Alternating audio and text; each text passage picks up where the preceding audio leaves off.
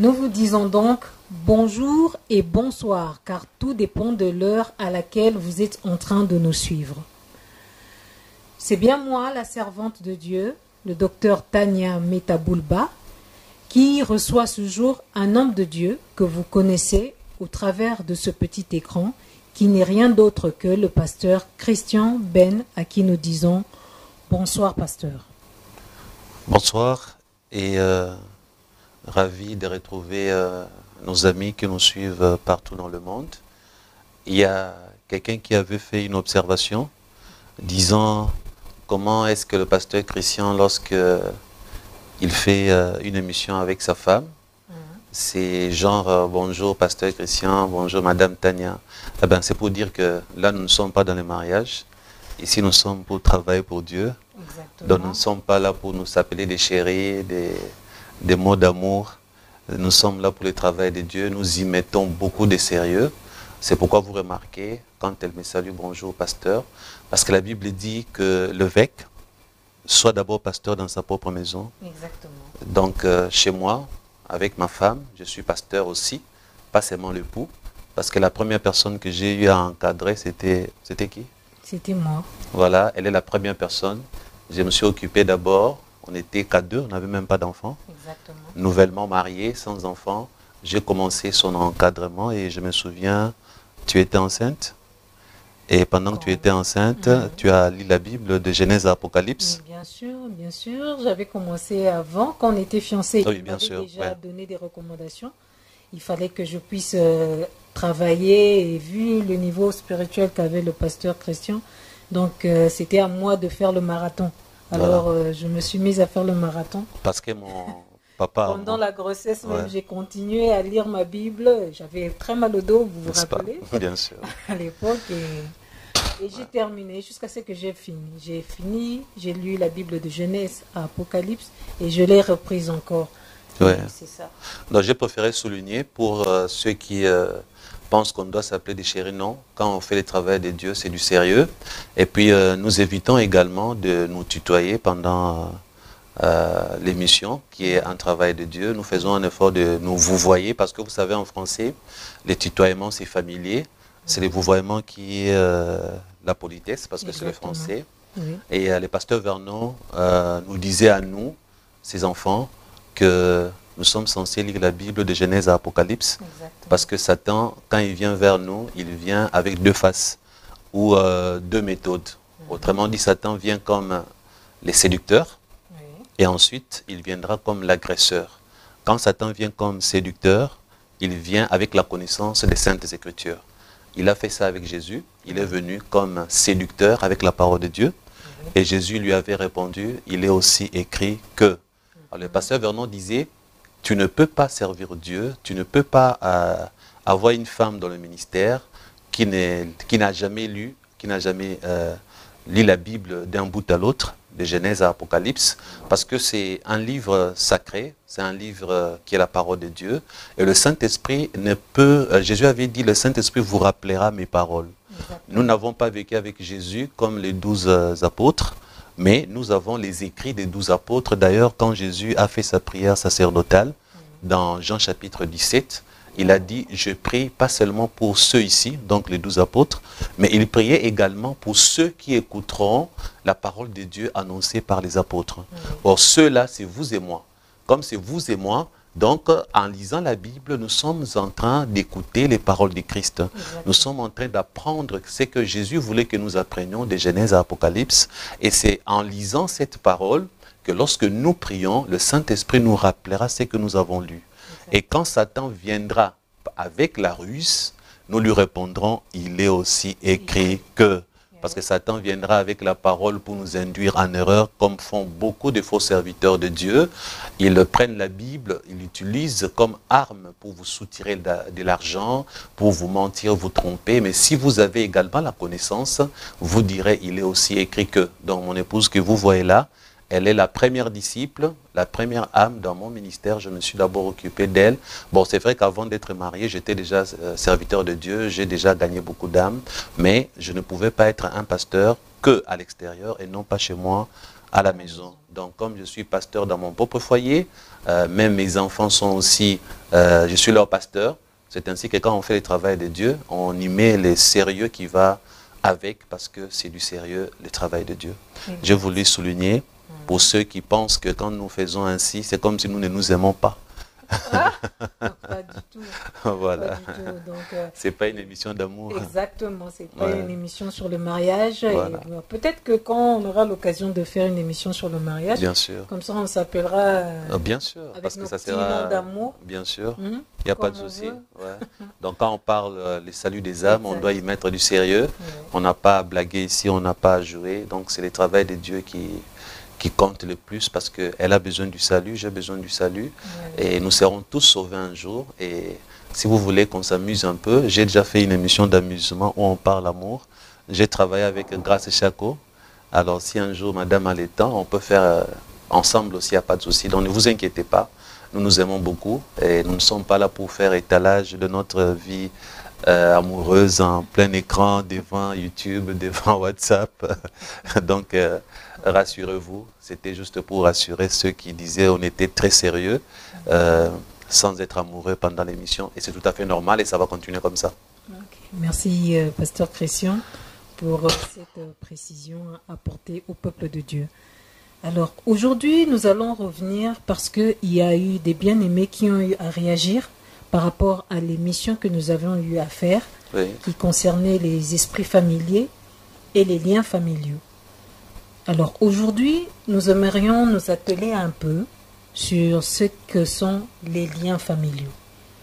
Alors sans plus tarder, pasteur, pouvez-vous commencer par nous définir ce qu'est un lien familial et comment cela s'opère-t-il dans la vie d'un enfant de Dieu ou de toute personne?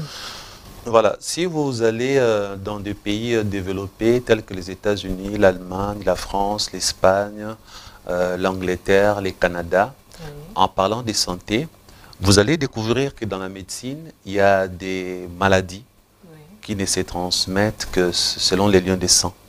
Il y a des maladies qu'on appelle les maladies héréditaires. Et on peut trouver la même maladie, les grands-pères en avaient souffert, ensuite c'est les papas et les enfants.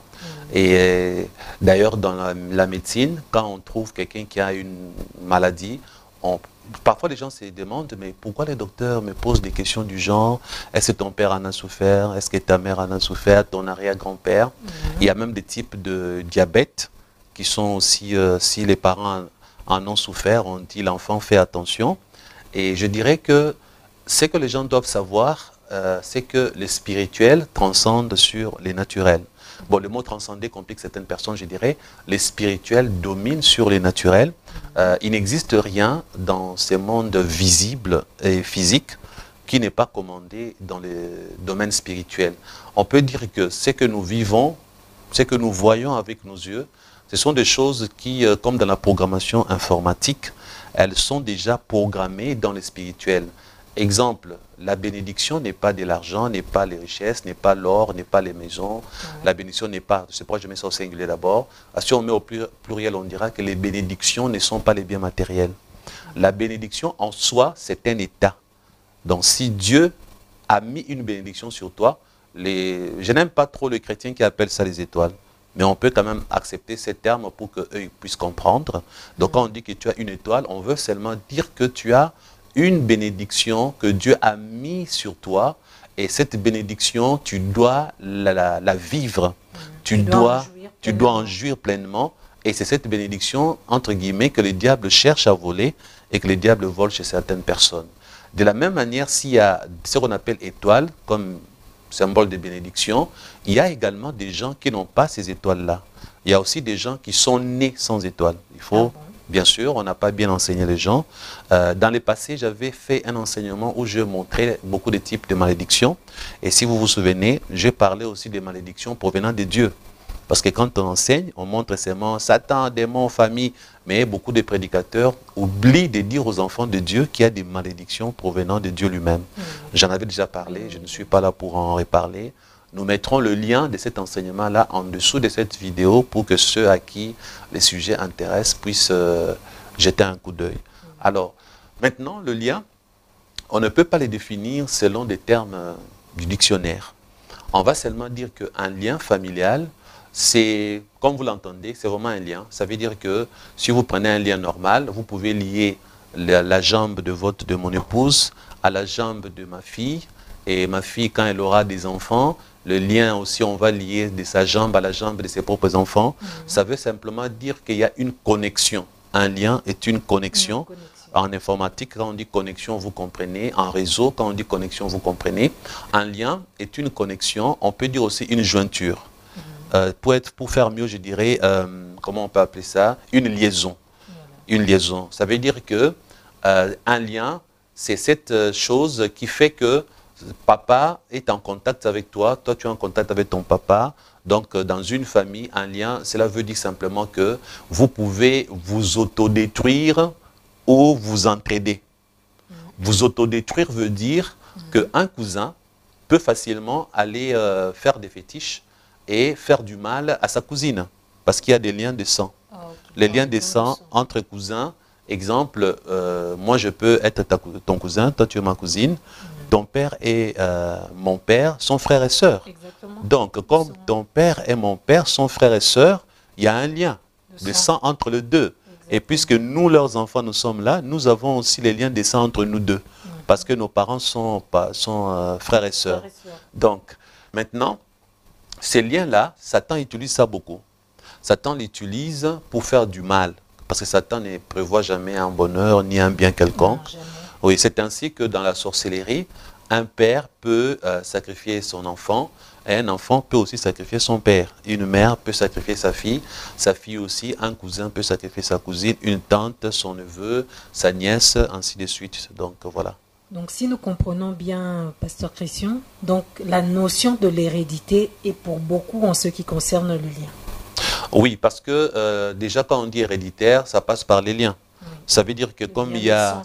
Oui, le lien des sangs, c'est de ça que nous parlons, parce que chez Satan, j'ai toujours dit, les alliances du diable, au fait, j'ai toujours dit que l'alliance est un mot réservé à notre Dieu. Satan, au fait, on ne parle pas de l'alliance, on parle du pacte. Mais par défaut, beaucoup de gens parlent des alliances sataniques, c'est pas grave, mais si vous voulez bien utiliser le mot, utilisez l'alliance pour Dieu et le pacte pour Satan. Okay. Maintenant, par le sang, parce que vous savez, dans l'Ancien Testament, Dieu lui-même, lorsque Adam et Ève ont péché, n'est-ce pas? Oui. Pour qu'ils puissent couvrir leur nudité, Dieu a eu à tuer un animal. Exactement. Dieu a versé le sang. Donc le sang est très important dans la Bible et dans la vie. Parce que même dans l'Ancien Testament, pour que le péché soit pardonné, il fallait tuer un animal. Encore le sang. Donc pour couvrir les nudités d'Adam et Ève, il y a eu un animal tué. Alors vous voyez, le sang... c'est en même temps l'image, le symbole de la mort. Parce que je dirais, par la mort est sortie la vie. Exemple, le sang a été utilisé dans l'Ancien Testament. Dieu a tué un animal pour couvrir les nudités. Et puis le sang a sauvé la vie de ceux qui vivaient dans le péché. Et le sang de Jésus nous a rachetés du péché. Donc par là, je dirais que comme dans le sang, on peut établir une alliance, tout comme un pacte. Regardez quand Dieu... Il y a deux choses que l'on retrouve en utilisant le sang. Le sang. Parce que si vous vous souvenez, il y a Dieu qui a fait une alliance avec Abraham. Oui. Or, en disant à Abraham, tu seras le père de la multitude. Les étoiles du ciel même seront innombrables. Disons, les enfants que tu auras seront innombrables comme les étoiles du ciel. Regardez cette alliance de Dieu avec Abraham. Cela veut dire que Abraham doit engendrer des enfants. Exactement. Les enfants seront son sang. Donc, Abraham aura des enfants de son sang. Et d'ailleurs, lorsqu'ils ont essayé de tricher avec sa femme pour qu'il fasse des enfants avec une autre femme, Dieu a dit non, l'enfant de la promesse viendra de toi et de ta femme Sarah. Donc, les liens des sangs. Il faut que le sang d'Abraham coule, pardon, le sang d'Abraham et de sa femme Sarah puisse couler dans le corps de leur enfant. Donc, ce n'était pas une autre femme, parce que l'alliance, c'était Abraham et sa femme. C'était ça l'alliance de Dieu. Donc, vous voyez, par là, on n'a tué personne, mais c'est encore l'héritage du sang. Donc, le sang d'Abraham aura une progéniture. Le sang d'Abraham donnera beaucoup d'enfants. Donc, une alliance qui est passée par le sang sans verser le sang par terre. Donc, on voit déjà que c'est un lien. Dans ces liens, c'est un lien de bénédiction qui commence par Abraham, qui va s'étendre de génération en génération. Donc, par là, Dieu même montre qu'il y a un lien de sang. Abraham aura beaucoup d'enfants. Souvenez-vous de scribes et des pharisiens, ainsi que d'autres juifs qui disaient à Jésus, notre père est Abraham. Oui. Jésus leur a dit, mais attendez, avant qu'Abraham ne fût, moi je suis. Ils ont dit, non, mais tu n'as même pas 50 ans, tu as vu Abraham. Pour la petite histoire, s'il s'est réclamé enfant d'Abraham, c'est à cause de ces liens de sang. C'est à cause de cette succession, cette progéniture des promesses, la bénédiction de Dieu qui devait traverser Abraham jusqu'à des siècles futurs. Donc, vous voyez, c'est une alliance qui passe par le sang. Maintenant, quand on dit lien, il y a forcément le sang. Donc, c'est ainsi que si tu n'es pas de mon sang, on n'est pas une famille. Donc, aujourd'hui, quand on parle d'une famille, c'est le sang, cousin, cousine, frère, sœur. Donc, c'est très important. La famille chrétienne aujourd'hui, quand nous parlons de la famille chrétienne, c'est le sang de Jésus qui nous lie tous, qui nous réunit. Qui fait que nous soyons appelés frères, sœurs. Voilà. Okay. Et d'ailleurs, comme maintenant Satan, qu'est-ce qu'il fait? Il aime passer par le sang, par ces liens-là de sang, pour pouvoir faire du mal à grande échelle. Alors, tout justement, pasteur, parlant du mal à grande échelle que le diable utilise au travers du lien. Souvent, nous voyons, c'est généralement des maladies.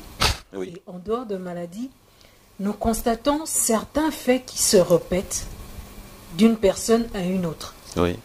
Par exemple, une femme qui s'est fait engrosser dans sa jeunesse. La fille qui la engendre, ou parmi ses enfants, quand elle a une fille, cette fille-là aussi finit par être engrossée dans sa jeunesse. Oui. Et ainsi de suite. Et vous verrez comme ça des faits qui se répètent. Oui. En dehors de cela, par exemple, des accidents ou des morts précoces. Généralement, dans une famille, des personnes qui meurent à un certain âge. Ils ne dépassent pas un certain âge. Ça se répète de la même façon. Ou encore, on a vu des cas, le papa avait perdu un travail d'une certaine manière, on le chasse, on finit toujours par le chasser. Alors, de son travail, et le fils aussi, il vit toujours une situation similaire. Alors, on se demande par rapport à tout cela, qu'est-ce que l'on peut faire? Comment est-ce qu'on peut remédier à ce genre de situation?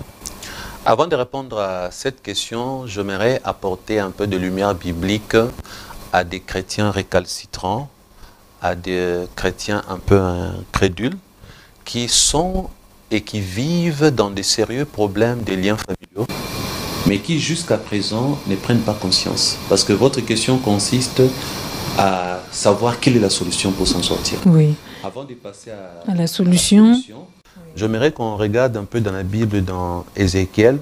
Vous permettez? Je vous en prie, pasteur. Au chapitre 16. Si nous prenons Ézéchiel au chapitre 16, à partir de quel verset, je crois, 44. Lisons Ézéchiel chapitre 16, verset 44. La Bible dit, d'ailleurs c'est même Dieu qui parle, n'est-ce pas? Oui. Alors, il est dit, voici que tout faiseur de proverbes t'appliquera ces proverbes. D'ailleurs, attendez, j'aimerais dire aux chrétiens qui ont des Bibles avec des titres, c'est très important. Moi, j'ai la version Thompson. Dans la version Thompson, Ézéchiel, chapitre 16, le titre c'est « Jérusalem sous l'emblème d'une femme prostituée ».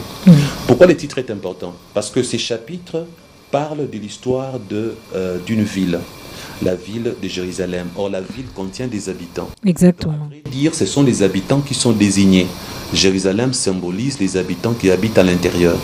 Quand on dit, la Bible, le titre dit Jérusalem sous l'emblème d'une femme prostituée, ça veut dire que Dieu, en ces moments-là, était en train de s'adresser à Jérusalem comme étant une prostituée.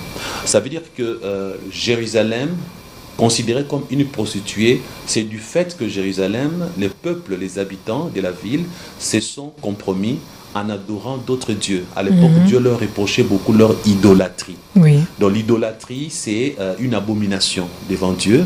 Et l'idolâtrie, les autres dieux que Jérusalem adorait faisaient de Jérusalem une prostituée. Prostituée, c'est une personne, une femme qui vend son corps pour de l'argent à qui veut monter dessus. Exactement. Donc une prostituée, c'est vend son corps. Oui. Et maintenant, Dieu considérait son peuple comme étant une prostituée du fait que Ils soient allés vers des dieux étrangers. Vers des dieux étrangers, un peu comme une femme va vers n'importe quel homme.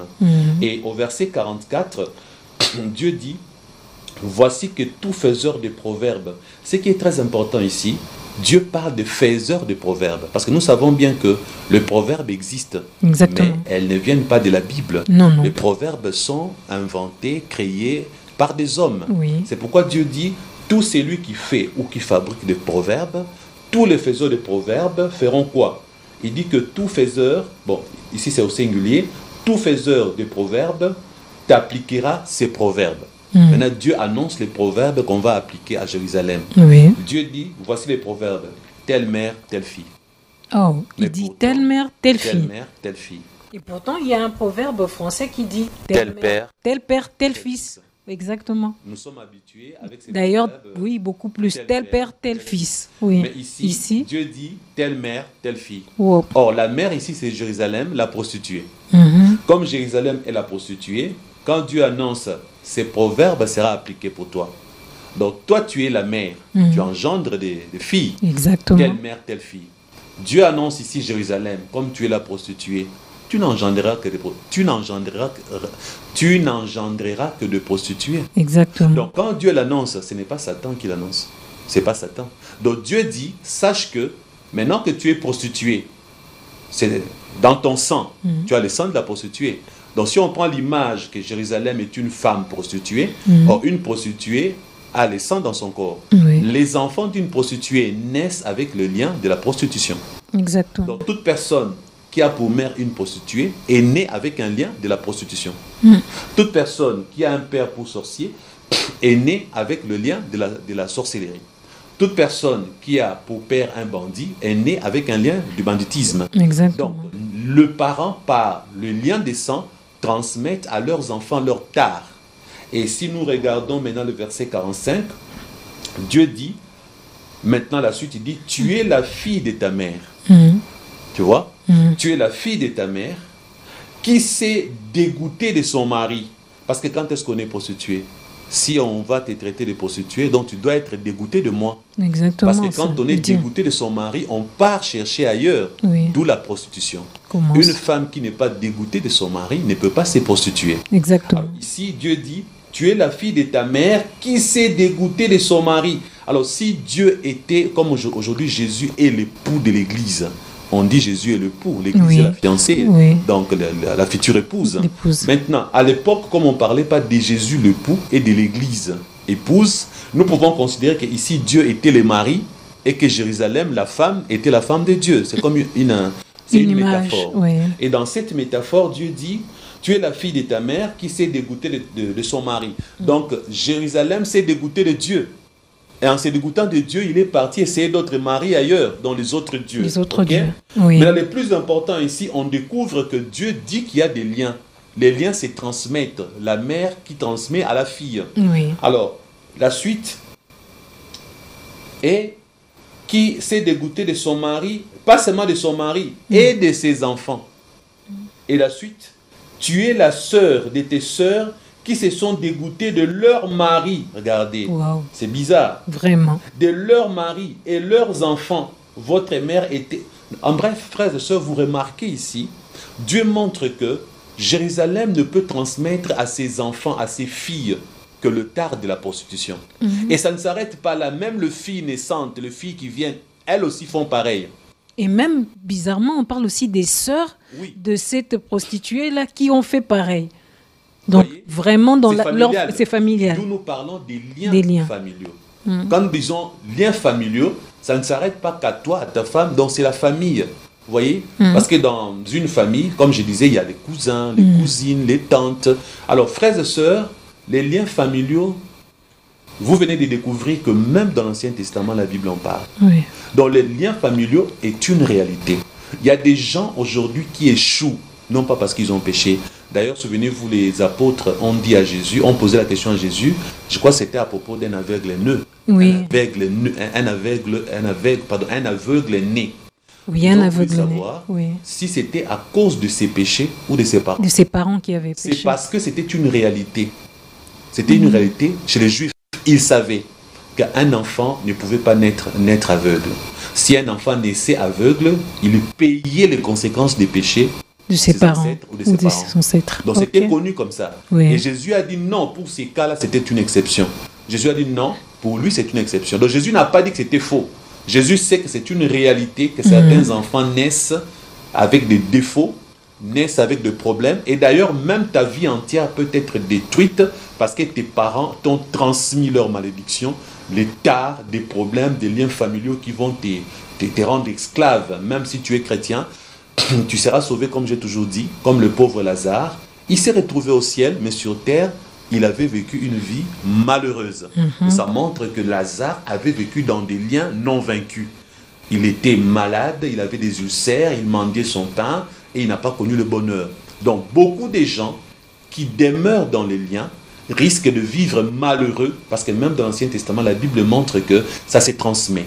Donc la prostitution spirituelle se transmet, les négatifs se transmettent, les tares se transmettent. Quelqu'un a dit un jour, mais pasteur, c'est bizarre. Pourquoi si quelqu'un est très intelligent, je couche avec, je n'aurai pas son intelligence, mais par contre, s'il a des malédictions, je vais écoper de ces malédictions. C'est simple, parce que Satan, les péchés ne peuvent pas transmettre le positif. Exactement. Donc, si tu couches avec un savant, tu ne deviendras pas savant. Mais si les savants est sorcier, ben, tu auras les liens de la sorcellerie. Mais tout justement, pasteur, se rapportant un peu à cette question. Si là, le sida, il te donne le sida. Mais bien sûr. Mais tu ne vas pas avoir son intelligence parce que tu as couché avec. Exactement. Les péchés ne transmettent que les négatifs et les mauvais. Mais les péchés pourquoi, ne transmettent jamais rien de bon. Dans les liens, là, on n'hérite pas aussi des bonnes choses? Mon père a été riche. Pourquoi moi je ne serais pas riche moi aussi? Et que cela continuerait jusque... Le péché, c'est la négation. Oui. Dans le péché, il n'y a rien de bon. Le péché, c'est la destruction. Même Dieu avait dit, les jours où tu en mangeras, tu mourras. Donc Dieu avait déjà signalé que si tu pêches, tu vas connaître la mort. La mort, c'est quoi? C'est la destruction de tout. De tout. La mort, c'est quoi? Souvenez-vous, même les animaux ne mourraient pas désormais, les animaux meurent à cause du péché adamique. Et souvenez-vous, même les fleurs ne pouvaient pas faner. Les fleurs commencent à faner. Tout meurt. Même la terre se meurt. Vous voyez? Donc, il y a la putréfaction dans plusieurs domaines. L'homme commence à mourir, les animaux commencent à mourir, les arbres commencent à mourir aussi. Donc, les péchés, c'est les négatifs. Le péché, c'est la négation, c'est la destruction. Le péché, donc, quand tu pêches, tu ne peux pas recevoir le bien dans le péché. Donc, c'est pour cela que la majorité de ces liens familiaux que nous observons sont toujours dans le négatif. C'est-à-dire dans les maladies, les maladies héréditaires, le diabète, l'hypertension artérielle, les cancers. Le cancer. Je vous assure. Et même le myome aussi. Oui, tout. Mais il y en a tellement... La pauvreté, les divorces et tout ça. Voilà. Alors, mais il y a quelque chose en fait, qui me revient. Il y a une anecdote qu'on m'a racontée. Il y a une famille dont on peut dire la maman a déjà perdu environ, elle est à son 4e enfant. Tous, si je ne me trompe pas, c'est le 4e, tous décédés de cancer. Alors, la question qu'on se posait, mais comment est-ce que cette maman a laissé passer le premier cas, le deuxième, elle perd son 2e enfant. Chrétienne ou païenne? Je n'ai pas d'informations précises, mais c'est que je sais que c'était des chrétiens catholiques, ceux dont je me souviens pour la précision. Alors, elle perd son premier enfant, son 2e, qui meurt d'un cancer, je pense, du sein, si je ne me trompe pas. Le 3e, un autre cancer, ça doit être de la gorge. Un autre, et le plus récent, c'était une tumeur cérébrale. Alors, on dira que c'est quand elle perdra le 3e ou le 4e enfant, que comme en Afrique, elle va se décider de faire asseoir un peu la famille pour se dire, mais qu'est-ce qui ne va pas? Parce qu'elle était veuve. Elle se dit, ben, je vais faire asseoir et la famille de mon ex-époux, mon défunt époux, je veux dire, pour essayer un peu de parler, mais qu'est-ce qui se passe avec moi et mes enfants? Et je vous assure que ce ne sont pas des personnes qui meurent au bas âge. Il y en a qui étaient déjà mariés, il y en a d'autres déjà devenus même médecins et tout ça. Et imaginez tout un investissement comme ça qui part. Et c'est arrivé au 4e, je pense, au 3e, que finalement, elle va prendre cette décision-là de faire asseoir la famille et qu'on lui dira, il se peut, selon ce qui se raconte, que son défunt mari aurait touché soit à des gris-gris, selon les dires. Alors, finalement, on se pose la question, un peu quelque chose qui tiquait même des personnes qui m'en parlaient. Comment est-ce qu'elle a pu attendre que ça arrive jusqu'au 4e cas pour chercher à voir qu'il y a un ça ne va pas? Or, vous dites souvent que c'est la connaissance mise en pratique qui sauve. Ouais, j'ai toujours dit que la connaissance ne sauve pas, oui, mais c'est lorsqu'elle est mise en pratique qui sauve. Parce que beaucoup de gens connaissent et ne mettent pas en pratique. Mais aussi, pasteur, est-ce que était-ce un aveuglement? On peut dire que c'est un aveuglement du diable qui l'a gardé comme ça, du 1er, 2e, 3e. Et je dis bien, tous meurent des cancers. Ce n'est pas des racontards. Tous ont été diagnostiqués comme ça, différents cancers. Mais est-ce que c'est l'aveuglement pour que cette femme-là, elle soit restée comme ça des mois ou des années pour ne pas réagir de sitôt, pour arrêter l'hémorragie, si on peut le dire comme ça? Il y a un conseil que je vais donner aux chrétiens, c'est d'arrêter de voir les diables partout. Aujourd'hui, dans le monde entier, beaucoup de serviteurs de Dieu qui ont servi Satan avant d'être serviteurs de Dieu, ils étaient tellement remplis du négatif chez Satan. Et lorsqu'ils témoignent aujourd'hui, ou ils prêchent, ils transmettent aux gens que le négatif. Leur faire croire que Satan est le coupable de tout ce qui vous arrive. Faire croire aux gens que cette femme qui a attendu longtemps pour accepter que la situation n'est pas bonne, que c'est Satan qui l'a aveuglé, que c'est l'aveuglement, c'est les démons, c'est faux. C'est faux parce que nous avons les libres arbitres. Dans les libres arbitres, des fois c'est nous-mêmes, comme on dit en lingala, batomosusu bazalaka bandoki, yavi na bango, bango moko. Oui, on traduira en disant qu'il y a des personnes qui sont les propres sorciers de leur vie, si on peut le dire comme ça. Voilà. Donc, les sorciers n'ont rien fait, Satan n'a rien fait. Ce sont tes décisions prises par toi-même qui t'ont rendu un mauvais service, qui t'ont tué, qui t'ont exposé à la défaite. Alors, je n'irai pas loin, je prendrai quelqu'un que vous connaissez très bien. Cette personne, c'est le pasteur Christian. Sa mère spirituelle, une Canadienne, lui donne un livre. À l'époque, la fois passée, j'ai donné le titre Samson Noir. Oui, Samson Noir. Et Dieu merci, il y a un bien-aimé qui connaissait les livres et qui m'a trouvé, qui a dit pour épargner vos $100, pasteur Christian, il m'a montré là où je peux acheter les livres en question, ça coûte 16 €. Alors, qu'est-ce qui s'est passé? À l'époque où je l'ai lu, les livres avaient pour titre Samson Noir. Oui. Aujourd'hui, je signale que l'éditeur a changé les titres. Ce n'est plus Samson Noir. Maintenant, ils ont intitulé, attendez pour que je ne me trompe pas, ils ont intitulé, comment ils ont intitulé? L'énigme, témoignage d'une vie. C'est comme ça qu'ils ont intitulé. L'énigme, témoignage d'une vie. Oui, c'est le même livre, mais ils ont seulement changé de titre. Merci pour la précision, pasteur. Voilà. Et c'est dans ces livres que ma mère spirituelle m'avait donné ces livres. Et c'est en lisant ces livres que je m'étais rendu compte que les liens familiaux, c'est du sérieux. Il faut prendre ça au sérieux, mais volontairement, j'avais banalisé. Elle voulait que je lise, elle m'a dit clairement, tu as un père qui a changé les femmes comme des habits. Tu as tes arrière-grands-parents qui n'ont pas été stables dans le mariage. Et elle m'a dit, j'étais célibataire. J'avais à peine, quel âge? 19 ans. J'avais à peine 19 ans. Donc c'est à un enfant de 19 ans, 20 ans, c'est à un enfant de 19-20 ans qu'on disait, écoute, prends conscience, tu risques de te retrouver dans des problèmes de mariage à cause des liens familiaux. Moi, j'ai négligé, et j'ai reconnu ça la fois passée. En négligeant, quand est-ce que je vais ouvrir les yeux? C'est lorsque ma famille, vous savez, j'avais déjà raconté cette histoire, j'ai raté un premier mariage parce que nous sommes allés jusqu'au coutumier. Familialement parlant, la belle famille a dit, c'est désormais ta femme.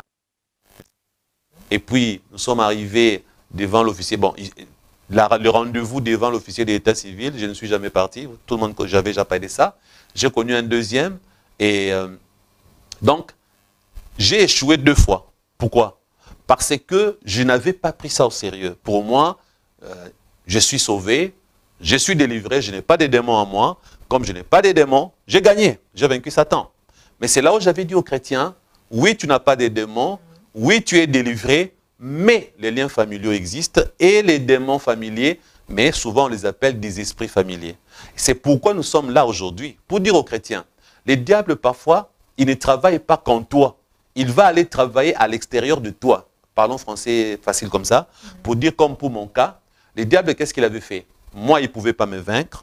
Démons, je n'avais pas de démons en moi. J'étais un jeune garçon délivré, né de nouveau, serviteur de Dieu. Satan, par les liens familiaux, a trouvé une ouverture. Pourquoi? Accéder à votre... Voilà, parce que je n'avais jamais fait des prières de délivrance contre les liens familiaux. Je ne m'étais jamais levé et combattre, couper tous les liens familiaux qui pouvaient m'empêcher d'évoluer, surtout dans le domaine du mariage.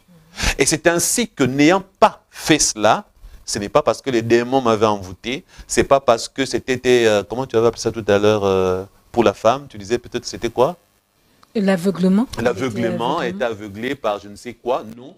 C'est parfois la personne elle-même qui ne croit même pas à ce que vous lui dites là. Première fois, elle s'est dit c'est normal.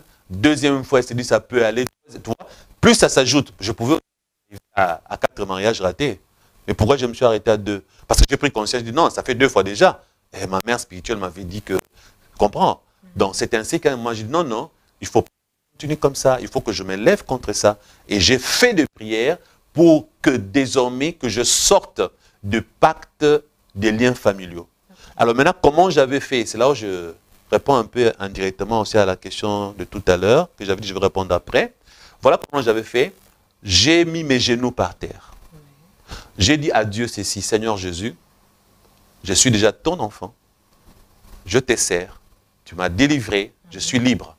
Mais je me rends compte que ce que je ne voulais pas croire à 100% m'est arrivé à 2 reprises, ça ne marche pas, côté mariage. Alors maintenant que j'ai pris conscience, là, je vous avais déjà rencontré, je dis à Dieu, cette femme que je vais épouser, je veux que ça marche, qu'on passe le mariage coutumier, qu'on arrive au civil, qu'on fasse la bénédiction à l'église, et que je sois non marié. Je ne veux pas rater, échouer encore. Et là, j'ai fait ma prière, à genoux, j'ai dit à Dieu, je renouvelle mon alliance avec toi. Pour que dans cette nouvelle alliance, parce que David avait prié un jour en disant, ô Dieu, crée en moi un cœur pur. Renouvelle en moi un esprit bien disposé. Ce n'était pas un David païen qui demandait ça. C'était un David qui avait pris conscience que dans sa vie, il y avait des déboires. David s'est retrouvé qu'avec ses femmes, il a eu des enfants et ses propres enfants étaient maintenant contre lui. Absalom voulait lui faire un coup d'état. Et puis Amnon avait violé sa demi-sœur. Or, dans la Bible, vous savez, les demi-sœurs n'existent pas parce qu'en soi, dans la Bible, les enfants appartiennent au père. Et tout enfant qui appartient au père, même si les mères sont différentes, pour Dieu, vous êtes frères. C'est pourquoi la Bible disait que Amnon avait violé sa sœur, pas sa demi-sœur. Demi-sœur, ce sont les Français qui nous ont appris ça. Donc, David s'est rendu compte quelque part que non, parfois son comportement n'était pas bon. Parce que le même David, un jour, a pris la femme d'autrui, a tué son mari. Alors quand David dit, oh Dieu, crée en moi un cœur pur, renouvelle en moi un esprit bien disposé, parce qu'il se rend compte que si Dieu ne renouvelle pas son cœur et son esprit, David sait qu'il fera pire. Donc, à un certain moment, frère, tu es serviteur de Dieu, servant de Dieu, fais comme David. Demande à Dieu, oh Dieu, crée en moi un cœur pur, renouvelle en moi un esprit bien disposé. Ça veut dire quelque part, c'est une délivrance. C'est parce que un renouvellement, c'est une délivrance. Parce que Dieu va maintenant prendre de l'ancien, le faire disparaître pour créer. Parce qu'on dit, crée en moi un cœur pur. C'est une nouveauté. Dieu doit créer. Donc Dieu te délivre de l'ancien cœur. Et quand il renouvelle ton esprit, que l'esprit l'a tordu, Dieu va faire une opération. La délivrance, ce n'est pas parce que souvent les gens, quand ils entendent délivrance, ils voient seulement chasser les démons. Non. La délivrance, c'est aussi le renouvellement. Parce que nous sommes corps, âme et esprit.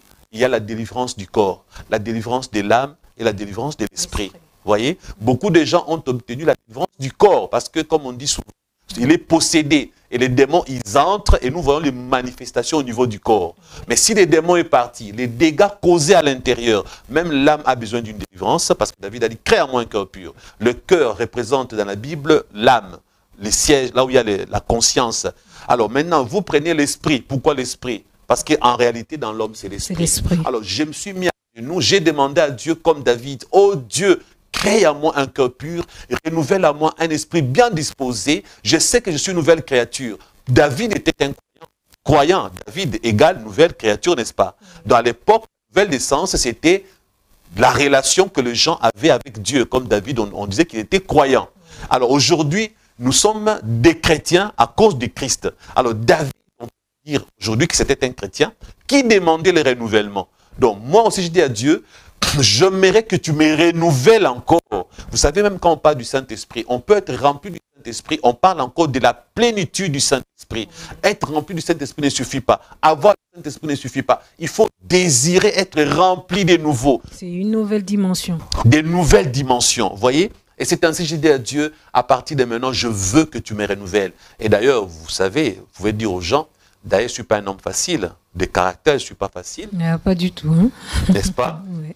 Et avant, j'étais pire que ça. Ah, je me souviens vous avoir dit que vous avez hérité d'un homme mieux. Oui, mais je l'ai vu aussi encore changer en mieux. Hein? Encore beaucoup mieux que je l'ai rencontré. Voilà. Ce n'était pas un travail facile. J'avais la volonté. J'avais compris que j'en avais besoin. Sinon, vous n'allez pas témoigner. Donc, ces changements que vous avez constatés, vous, ma chère épouse, c'est quelque chose que j'ai désiré. Mais après, il y a des défaites. Après 2 défaites dans le domaine du mariage. Alors, c'est pour dire que quand on ne prend pas conscience, on n'aura pas la délivrance. La connaissance ne suffit pas. La connaissance ne sauve que lorsqu'elle est mise en pratique. Sinon, Jésus lui-même a dit, nombreux diront, neige pas, neige pas. Oui, tu connaissais beaucoup. Oui, tu connaissais beaucoup, mais tu as oublié une chose. Il faut faire la volonté de Dieu. Il faut vivre loin du péché. Si tu ne mets pas en pratique, la connaissance ne te sauvera pas. Donc, mes frères et sœurs, quand j'ai prié ainsi, j'ai dit maintenant à Dieu, je suis le fils de mon père. Le sang de mon père coule dans mes veines. Mes ancêtres, tout et tout. Et là, je me rends compte que de l'extérieur, moi, je ne peux pas échouer. Qu'est-ce qu'ils font? Ils vont aller travailler le cœur de la femme que je veux épouser. Maintenant, qu'est-ce qu'ils avaient fait? Je ne citerai pas son nom. Surtout pour la première. La première, on l'a dotée coutumièrement. On nous l'a donnée. On devait faire des civils pour que on finisse le processus du mariage. On découvre qu'au même moment, elle avait une relation amoureuse avec un blanc, un Français. Son problème était, comme les blancs lui avaient promis le mariage, elle se marie d'abord avec moi. Et dès que les blancs sera prêt pour la faire voyager, elle va me quitter, aller avec son blanc. C'était ça son plan. Et quand j'ai découvert, je me dis non, je n'aimerais pas quand même que cette femme me quitte demain, que j'ai le cachet du divorcé. Non, alors j'ai refusé. Et quand j'ai découvert, j'ai dit non, non, je ne peux pas, j'ai refusé. Et Dieu merci parce que quand j'ai refusé, quelques mois après, le blanc l'a pris, ils sont partis en France. Donc je n'allais même pas faire 1 année avec elle. Okay. Vous voyez? Donc, j'avais raison de me rétracter. Donc c'est quand on prend conscience, on se rend compte que Satan n'avait pas travaillé chez moi. Satan a travaillé chez l'autre. C'est là où maintenant il n'y a pas que de liens familiaux, il y a également des esprits familiers. J'ai dit que ces esprits étaient des démons. Parce que qui font ça? Un lien, ce n'est pas quelque chose qui a une conscience. Un lien, au fait, c'est un moyen par lequel doit passer un esprit. Un lien, c'est par là que peut passer même une fourmi. Si nous avons, bien sûr. C'est même une souris. Une souris. Vous voyez? D'ailleurs, par même une corde, tu peux prendre quelque chose, tu envoies à l'autre. Bref, donc les démons passent par le lien qui sont en même temps des portes ouvertes. Donc maintenant, ce sont les démons qui viennent chez l'autre travailler. Comme nous sommes là à 2 comme ça. Si le diable veut me faire du mal, il peut t'utiliser. Tout comme s'il veut vice versa. du mal, il va... peut m'utiliser. C'est ainsi que si nous deux, nous sommes des véritables chrétiens, il n'aura ni accès à toi, ni accès à moi. Pourquoi un mariage peut se casser? Pourquoi un divorce arrive? Ce n'est pas que Satan travaille des deux côtés. Mais Satan peut travailler d'un seul côté. Mais quand vous en parlez, pasteur, ça nous rappelle l'histoire d'une dame qui est restée près de 10 ans avec un homme marié. Elle était mariée avec cet homme-là, elle a vécu près de 10 ans, et qui finalement, elle se dit, si elle n'a pas d'enfant, elle ne tient pas dans ce mariage. Et le comble, elle est partie, et pour aller se retrouver comme vivant en concubinage. Or, sans se rendre compte que dans sa propre famille, sa mère a fini sans avoir un homme à ses côtés. C'est vrai. Et on peut dire qu'on lui a appliqué le proverbe dont le pasteur a parlé dans Ézéchiel 16, 44 à 45. Oui. On t'appliquera ce proverbe. Tout faiseur de proverbes. Tout faiseur de Dieu proverbes. dit tout faiseur de proverbes t'appliquera ces proverbes, telle mère, telle fille. Telle mère, telle fille. Ouais. Donc, comme vous dites là, c'est comme si le diable a eu à travailler de l'extérieur pour la pousser alors qu'elle était dans un mariage pendant 10 ans, même sans enfant. Ouais. Mais cela l'a bousculée jusqu'à ce qu'elle sorte du mariage, simplement parce que ne voulait pas elle n'avait pas eu d'enfant. Ouais. Et le comble, c'était comme ce lien-là, la rattraper pour la faire tomber dans ses... C'est comme si on l'attendait au tournant. Voilà. Mais comment expliquer ce genre de situation, pasteur? Très bel exemple. Parce que c'est dans beaucoup de domaines, non pas simplement dans ça, mais dans ça c'est quelque chose, un exemple palpable. Puisque nous sommes dans ces hommes, regardez, il y a ces chrétiens qui ont eu à prier, qui ont eu des victoires temporaires. Comment, papa? Les victoires temporaires, c'est du genre, aujourd'hui j'annonce aux gens, j'ai vaincu. Les 2 premiers, j'ai échoué. Ok? Donc, le premier... J'ai failli me marier, j'ai raté, j'ai échoué. Le deuxième, j'ai échoué. Maintenant, j'ai te rencontré. D'abord, 3, c'est divin. 3, c'est, vous voyez, 1, c'est la perfection. 7, c'est la perfection. Dieu, c'est les chiffres divins. Il y en a 1, il y a 3, il y a 7, vous savez. Donc, déjà, comme j'ai trouvé, 3e choix, je suis marié et nous sommes là. Si aujourd'hui, les gens apprennent que vous et moi, on s'est séparés, ou vous et moi, on s'est quittés, ou il y a fissure, il y a séparation, en ces cas-là, ma victoire sera une victoire temporaire. Donc, ça ne veut pas dire que lorsque tu as remporté une bataille, que tu as gagné la guerre. Tant que tu es vivant sur terre, les combats continuent. C'est pourquoi même un mariage s'entretient. Il faut que je continue mon combat en sachant que si ma femme reste une vraie chrétienne, si moi je reste un bon chrétien, Satan ne passera ni chez toi ni chez moi. Et si je constate que Satan passe par là, je dois prendre autorité. C'est que beaucoup de maris n'ont jamais su et beaucoup de femmes et que comme vous êtes unis, les liens, écoutez bien, même le mariage, il y a un lien. On dit bien les liens du mariage. Oui. Donc, une femme et un homme mariés, il y a un lien qui relie les deux. La Bible dit c'est que vous liez sur la terre. Lier, c'est un lien. Bien sûr. Même Dieu dit c'est que vous liez sur la terre. Donc, vous prenez un lien, vous liez. Vous voyez, même Dieu utilise cette image de lien. Vous liez sur la terre. Vous dites que vous êtes mariés. Moi, Dieu, je considère que vous êtes mariés. Comme c'est un lien. Ça veut dire que si les démons passent par toi, moi, sans te le dire, je peux entrer dans ma chambre, je prie contre les démons là. Ils vont déguerpir. Imagine, mon frère, tu entres dans la chambre, vous les démons qui poussez ma femme à avoir des idées nauséabondes. Je vois que ma femme, elle est envoûtée. Tu prends autorité à distance, ta femme ne le sait pas. Elle va seulement se rendre compte que, paf, elle va bien. Les mauvaises pensées sont parties. Il y a un changement et toi aussi, tu vas constater. Donc, des fois, ce qui manque aux chrétiens, c'est non pas seulement la connaissance, mais la pratique. La pratique. Même la femme doit faire pareil. Exactement. Seigneur, pourquoi mon mari me raconte ça?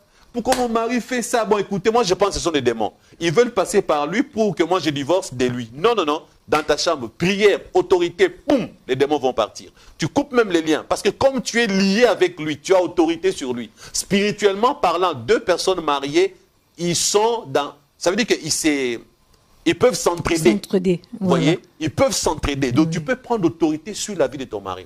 C'est comme une femme, vous connaissez l'histoire. Une femme qui avait... Son mari était là, son mari n'a pas compris. La femme est venue, paf! Il a pris les... On peut trouver l'euphémisme? De quoi? Il a pris la chose là qui produit les enfants chez son mari. Oui. L'euphémisme, on peut dire quoi? C'est vous les docteurs. Je n'ai pas trop. Bon, il a pris de son mari. Il a déclaré dessus. Toi, j'ai découvert que tu es devenu infidèle. Tu commets l'adultère. C'est toi l'organe de l'adultère. Au nom de Jésus, je te donne un ordre. À partir d'aujourd'hui, tu ne fonctionneras qu'ici, dans ces mariages, dans cette maison et avec moi. Partout ailleurs, tu es maudit, tu ne fonctionneras pas. Le mari était là, mais c'est quoi ces histoires? La femme a dit, ben rien. Il a cru qu'elle blaguait. Non, le mari, c'est quoi? Mais j'ai prié. Ça m'appartient. J'ai protégé, j'ai prié, j'ai décidé. C'est tout. Alors, messieurs, désormais, tu peux faire ce que tu veux, hein, parce que si tu croyais que je vais te quitter pour ton infidélité, moi non. Moi, pas de divorce. Je ne te quitte pas. On va rester là. J'ai pris autorité sur cette tige-là. Et elle a réclamé ses droits. Elle a réclamé ses droits. Ce n'est pas une histoire fausse. Hein. Et le mari est parti. Après quelques semaines, il rentrait toujours fâché, en colère, il ne disait rien. La femme aussi faisait semblant comme si de rien n'était, parce qu'elle avait tellement la foi que sa prière avait fonctionné. Yes. Le mari toujours aigri, fâché, alors jusqu'à ce qu'un jour elle vient et dit, tu dois retirer ta prière. Ah bon? Et pourquoi quelle prière? Pourquoi? Mais quoi? Mais attends, depuis que tu as fait ta prière là ailleurs, là moi ça ne fonctionne plus. La femme a dit, c'est vrai? Elle dit, mais oui, mais retire ta prière. Il a essayé d'aller chercher ses parents. Il dit, non, mais attends, tu vas demander à ta femme. Il a réclamé son droit devant Dieu. Et c'est une histoire authentique. Ouais. La chose là ne fonctionnait plus. D'ailleurs, j'ai même raconté ça sagement pour qu'on n'identifie pas la personne. Donc, la femme a déclaré sur la tige là. Ça ne fonctionnait plus. Ne triche pas, ma soeur. Chez toi, ça ne va pas fonctionner. Parce que la foi, Dieu a exaucé à la foi de la femme. Ce n'est pas une prière que tout le monde va faire qui va marcher. Uniforme. Non, la prière uniforme n'existe pas. C'est la prière de la foi. La foi. Donc, si toi, tu as la foi, tu peux aussi prier autrement. Tu peux prier autrement pour que Dieu te donne la solution. Donc, je dis par là ceci. Comme il y a les liens familiaux, il y a des démons familiers. Les démons utilisent le lien pour vous empêcher d'avancer, pour vous maintenir. Tu peux ne pas avoir de démons en toi. Les liens là, c'est parce que tu as le sang de ton père, de ta mère.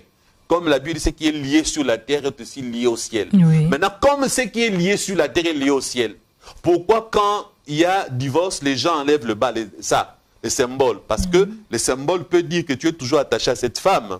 Pourquoi dans la famille, en Afrique, on restitue même la dot?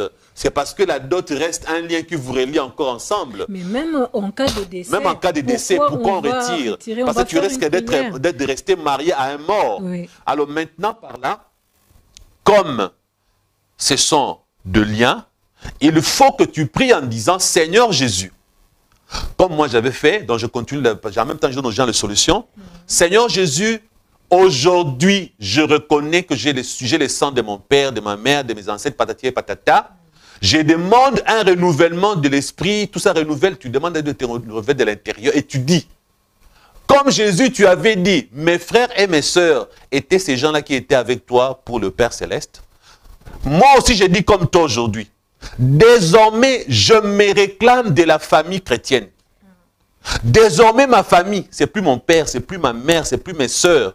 Oui, je suis né là-bas. Ce ne sont pas mes ennemis. Je le considérerai comme étant de la famille terrestre avec laquelle je ne suis pas lié à cause des tares, à cause des malédictions, à cause des problèmes, des choses qui m'empêchent d'avancer dans la vie. Je renonce à ma famille biologique.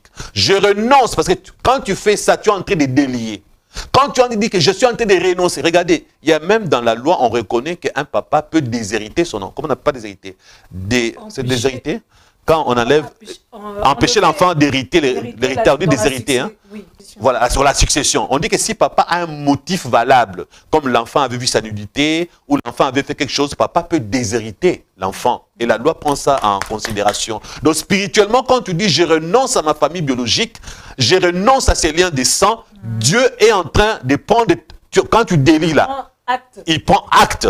Et c'est comme ça qu'il va montrer à Satan, non, lui désormais, il n'est plus de cette famille. D'ailleurs, il se réclame de la famille chrétienne. Or, dans la famille chrétienne, il y a qui? Il y a d'autres humains. D'autres humains, alors tu dis, désormais ma famille, c'est mes frères et sœurs en Christ. Donc Dieu, qu'est-ce qu'il va faire? Il va désormais spirituellement déclarer que, humainement parlant, tes frères et tes sœurs sont maintenant ceux qui ne sont pas de ta famille de sang. Même la Bible dit, il y a des amis plus attachés que de frères. Même la Bible dit encore que l'âme de David était attachée à l'âme de Jonathan. Donc spirituellement, l'âme de David et l'âme de Jonathan avaient un lien qui reliait les deux. La preuve, quand Jonathan était mort, David a tenu promesse pour la progéniture, la descendance de Jonathan, à cause de ces liens. Donc spirituellement, on peut ne plus appartenir à la famille biologique, on appartient à une famille spirituelle. D'ailleurs, vous savez, aujourd'hui, vous dans le ministère, vous avez découvert que moi j'ai des enfants spirituels qui sont attachés à moi plus qu'à leurs propres parents. Vous avez découvert ça? Voilà. C'est vraiment une relation qui est devenue famille, alors qu'en général, ces enfants-là ne sont pas mes enfants biologiques. Donc vous avez vu combien ces enfants sont attachés à leur papa que je suis, au point que ces enfants se considèrent comme vraiment m'appartenant biologiquement. Ça veut dire par là que spirituellement, cette opération a été faite. Parce que quand Dieu voit ça, Dieu prend acte. C'est ainsi que, frères et sœurs, lorsque j'ai eu à prier que ma vraie famille était la famille chrétienne, je me suis maintenant attaché, par exemple, au pasteur Jacques-André Vernon, qui lui-même, les gens disaient même à la borne que non, le papa de ces garçons était un sataniste. Peut-être que c'est son père qui a créé un lien entre Christian et pasteur Vernon. Parce que, frères et sœurs, je vous l'ai dit, tous les anciens de la borne le savent. Même, je vais citer leur nom, parce que je ne parle pas du mal d'eux, hein. Je cite leur nom, je parle du bien d'eux, je ne dis pas du mal. Vous prenez le pasteur Bomboko, et l'extension de la borne, il était là à la borne. Pasteur Bomboko connaissait, prends le pasteur Bomboko, pasteur Roland Dallot, pasteur Israël Nsembe, tous mes aînés dans la foi ont vu le pasteur Vernon faire une exception, rien que pour moi. J'ai fait un jour une gaffe à la borne, une gaffe que les autres hommes de Dieu, en le faisant, ils étaient à la porte. Quelque chose qui m'était arrivé à la borne, que normalement le pasteur Vernon devait me chasser de l'église. Mais il a dit, tu vas rester là dans le ministère, tu n'iras nulle part. Parce qu'il m'aimait en tant que fils, comme j'étais son fils biologique. Il me défendait même quand il m'a même donné, il m'a parlé. Donc, je ne sais pas comment je peux dire, il a veillé sur mon âme au point même. Je suis resté avec une phrase de mon pasteur dans ma tête. Pour moi, c'était mon vrai père. Cette phrase, c'est cette phrase qui va m'amener dans le royaume de Dieu. Vous connaissez la phrase? Oui. Allez-y, dites-leur. Ne méprise pas la grâce. C'est ça que le pasteur Vernon m'a dit. Que l'amour que j'ai pour toi, tout ce que je fais pour toi, j'ai payé pour toi les études. J'étais encadré, je t'ai montré le chemin, je t'ai supporté même quand tu étais dans tes faiblesses, tout ça. Il m'a montré le vrai amour. Il m'a dit que ce qu'il faisait pour moi, c'est Jésus qui lui avait demandé de le faire. Et il m'a dit que Jésus était venu apporter la grâce. Et il m'a dit, ne méprise pas la grâce. Il y en a qui pensent que c'est une phrase anodine. Non, ce n'est pas une phrase anodine. Au contraire, elle est très profonde, pasteur. C'était pour me dire, c'est par grâce que tu as eu tout ça. Exactement. Et comme c'est une grâce, tu ne l'as pas mérité. Comme tu n'as rien mérité, ne méprise pas la grâce. Sinon, tu seras perdu. Et c'est ainsi, frères et sœurs, je vous dirais, le pasteur Vernon est le seul dans ma vie qui m'a vraiment aimé, supporté, même quand ça n'allait pas. Et même pour qu'elle puisse hériter d'un homme aujourd'hui bon, comme elle dit, c'est parce que Vernon a travaillé dessus. Parce que Vernon a été patient. Vernon m'a beaucoup apporté. Et cette délivrance dont je parle, j'ai été humble jusqu'à ce que j'ai reconnu et j'ai prié, j'ai dit à Dieu, détache-moi de ma famille biologique. Et quand le Seigneur m'a détaché, la délivrance a été tic-tac et automatique. J'ai toujours dit aux gens, je n'aime pas les gens qui viennent raconter, moi je pense que ma délivrance a été moitié. La délivrance, quand on dit délivrance, c'est une... Comment on appelle ça? C'est un processus. C'est un processus. Il ne s'agit pas du même problème. Quand on dit processus, ça ne veut pas dire le problème là doit encore demeurer après la délivrance. Non. Processus parce qu'il y a plusieurs branches, il y a plusieurs domaines où nous avons besoin de délivrance. Il y a des gens qui ont besoin d'être délivrés de leur mauvais comportement, besoin d'être délivrés de démons, besoin d'être délivrés de la pauvreté, même le manque d'intelligence. Il y a des gens qui sont bêtes, idiots, qui n'ont pas un bon QI parce qu'au fond, ce sont des malédictions qui leur empêchent d'avoir un cerveau qui fonctionne. Exactement. Donc, il y a des délivrances dans plusieurs domaines. C'est un processus. Quand tu es dans les problèmes de célibat, il faut vaincre ça une bonne fois pour toutes. Quand tu passes dans les problèmes X, il faut vaincre et passer. Et la délivrance doit être totale. Ça doit vraiment être total. Parce que je vous dirais une chose. Bon, vous savez, je ne peux pas déballer notre vie de couple ici, mais mon épouse que vous voyez là, en privé, elle peut vous le dire. Donc, il y a des choses qu'avant, je ne pouvais pas supporter, je supporte ça aujourd'hui. Oui. Il y a des choses, attendez, même les gens qui m'ont connu, d'ailleurs, je me rappelle à un certain moment, quand je travaillais à la radio de la Borne, comme je suis un chef, j'étais un chef autoritaire, et même quand je dirigeais mon entreprise personnelle, Dieu m'avait beaucoup béni financièrement, j'étais un patron. Alors, j'ai toujours été dur de caractère. Très dur. Ah, merci. Très Et dur de caractère. comme ça, mais là où ça, c'est bien pour moi, c'est quand, parce que Pasteur Vernon un jour a posé une question à mes subalternes. Il leur a posé la question, vous dites qu'il est dur, mais je vais vous poser une question. Quand vous dites qu'il est dur, c'est parce qu'il est mauvais. Ils disent, Pasteur Vernon, explicitez un peu. Il a dit, écoutez-moi bien. Vous dites qu'il est dur avec vous. Donnez-moi un exemple. Il commence à dire un exemple. Il n'aime pas qu'on vienne en retard. Il n'aime pas quand on est au travail, qu'on soit sur Facebook. Il n'est pas tolérant, patati et patata. Mais il leur a retourné la question. L'avez-vous déjà vu lui-même venir en retard? Ah, Pasteur Christian. Ah, Pasteur Vernon. Pasteur Christian en retard. Jamais. Là, il est réglé comme une horloge. C'est une horloge, hein? Oui, oui. Il est toujours là. Oui. Est-ce que vous l'avez déjà vu pendant au travail, là, comme il est votre chef là lui-même sur Facebook? C'est lui qui connaît même Facebook. À l'époque, Facebook existait, moi, je n'étais même pas dedans. Parce que moi, quand je suis au travail, je suis venu travailler. Alors, comme moi-même, j'étais dans la discipline comme ça, pourquoi je dois accepter que mes subalternes fassent le contraire? Donc, parfois, ma façon d'être était aussi bonne dans certains domaines. Mais tu ne dois pas amener ça dans les mariages. N'est-ce pas? Oui. D'ailleurs, je vais un peu l'accuser. Dans notre mariage, moi j'ai besoin... Non, je t'accuse, c'est pas mal. Oui, je t'écoute. Tu m'as piétiné. Je t'accuse. Bon, là, on fait un peu les trucs de mariage. Parce que les gens disaient qu'on ne faisait pas des trucs de mariage. Mais là, on va ouvrir une parenthèse mariage, oui. Alors, ouais, elle, je lui demande parfois qu'on joue un peu là. Hein, parce que dur au bureau, caractériel, mais dans le mariage, j'ai besoin de ma femme qu'on soit comme des amis, on joue. Oui, mais vous en faites J'étais pas. demandé de faire les lits pâtés. Tu as refusé qu'on fasse les lits pâtés. Tu as refusé les lits pâtés. Non, j'ai pas refusé. Les Congolais connaissent les lits pâtés. On joue à la play. Quand je joue, tu fouilles. Oh, je fouille pas. On joue très bien avec lui et c'est d'ailleurs moi qui l'ai appris à jouer à la play. Voilà. Donc, on s'amuse aussi. Donc, tu peux être un homme ferme, discipline, mais à un certain moment, choisis dans quel domaine. Alors, quand tu es dans un domaine au niveau de la famille, arrête d'être cet homme-là autoritaire. Dieu, sois un père. Tu n'es pas seulement pasteur chez toi, tu es aussi un père. Sois l'ami à ta femme, joue avec l'enfant, patati et patata. Alors, je reviens par là pour dire que quand j'ai cherché ma délivrance même dans le comportement. Parce que Pasteur Vernon disait, si tu n'as pas le caractère qui va avec le ministère, c'est comme l'onction est un feu. Si tu as l'onction sans la parole c'est la sagesse, Jésus c'est la sagesse.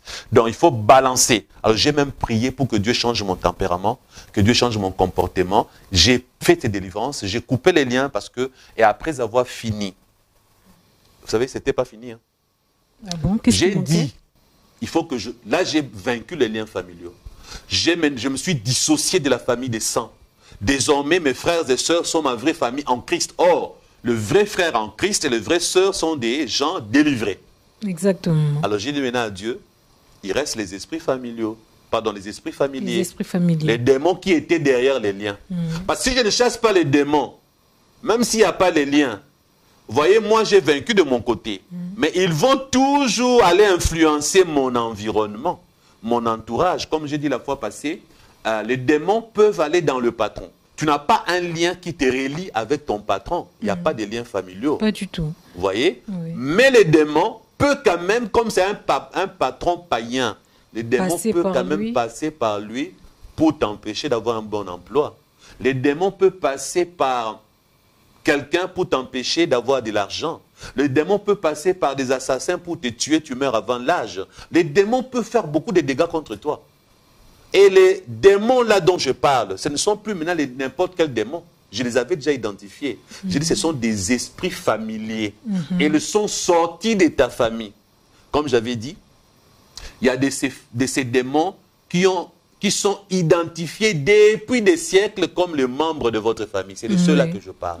Pas n'importe lesquels. Comme tu n'as plus de liens, ils ne peuvent pas t'attaquer, ils ne peuvent pas venir contre toi.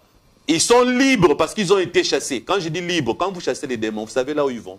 Vous ne les emprisonnez pas dans un cachot. Quand vous les chassez, vous les enlevez de votre vie, mais ils sont maintenant libres d'aller exercer ailleurs. Oui. Mais comme ils sont identifiés comme étant le membre de votre famille, ils vont se dire, ma mission c'était de les détruire. Maintenant que je ne peux pas les détruire lui, je peux les détruire au travers des autres. Alors là maintenant, voilà comment j'ai fait. J'ai commencé à prier contre les esprits familiaux. J'ai commencé à prendre autorité. Pourquoi j'ai dit, je ne veux pas que ces esprits-là viennent travailler dans ma femme pour lutter contre moi. Je ne veux pas que ces esprits-là aillent travailler dans ma fille. Je ne veux pas que ces esprits-là aillent tel endroit, chez mon travail, mon business. Et j'ai commencé à les chasser. D'ailleurs, je vous ai appris à prier. Quand vous chassez, qu'est-ce que je vous ai demandé de faire quand vous chassez les démons? Leur donner un ordre et une destination donnée.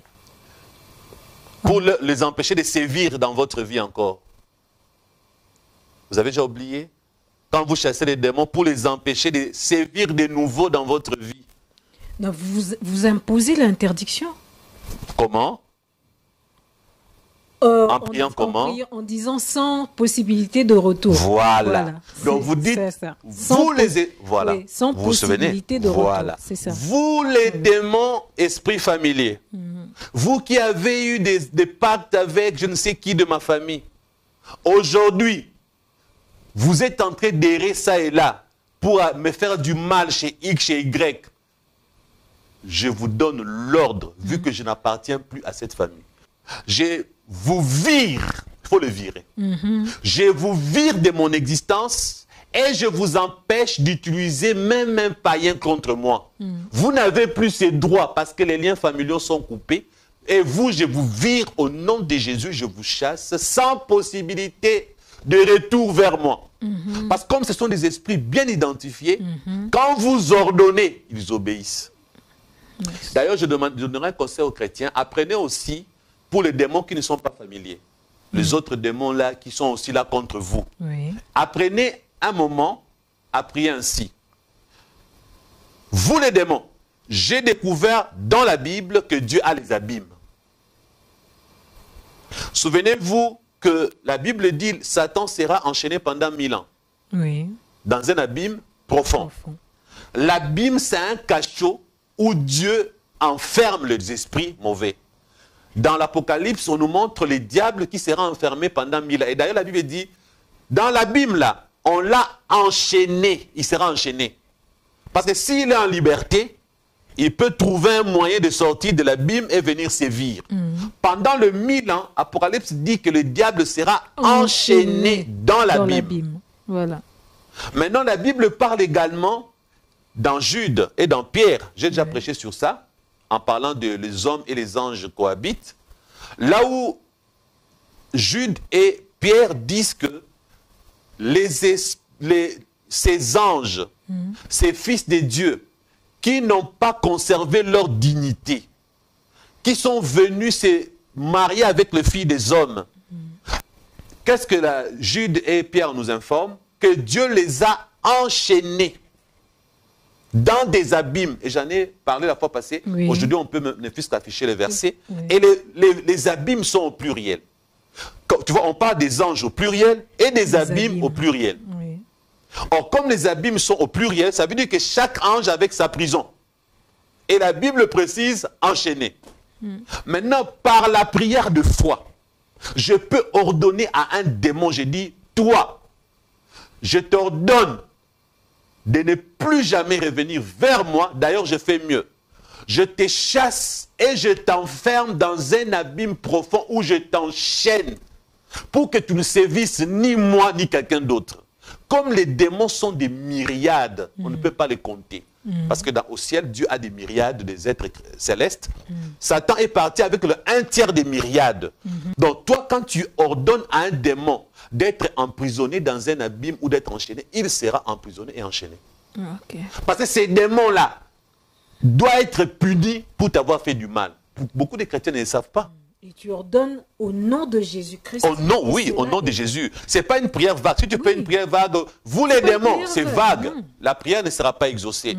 Si tu as localisé un démon, exemple, tu as constaté que toi, quand tu t'es marié, tes époux meurent toujours. Oui, il y a comme ça des veuves, on les appelle veuves noires. Oui. Chaque fois qu'elle se marie à un nouvel époux, il meurt toujours. Tu n'es pas sorcière. Tu n'es pas sataniste. Oui. Tu es consciente que tu es une vraie chrétienne. Alors il y a un esprit envoyé par Satan qu'on appelle un esprit de mort, qui ne fait que tuer tes époux. Ou encore des femmes. Et vice-versa. Alors peut-être qu'ils sont les gens. Alors tu peux dire, je ne veux pas connaître combien vous êtes. Si tu es un ou vous êtes plusieurs, vous qui tuez toujours mes époux ou mes épouses, tu as fait 14 fausses couches. Vous qui tuez toujours mes bébés, vous qui m'empêchez toujours d'avoir un bon emploi, vous ces démons-là, vous là, moi je n'ai pas besoin de vous connaître.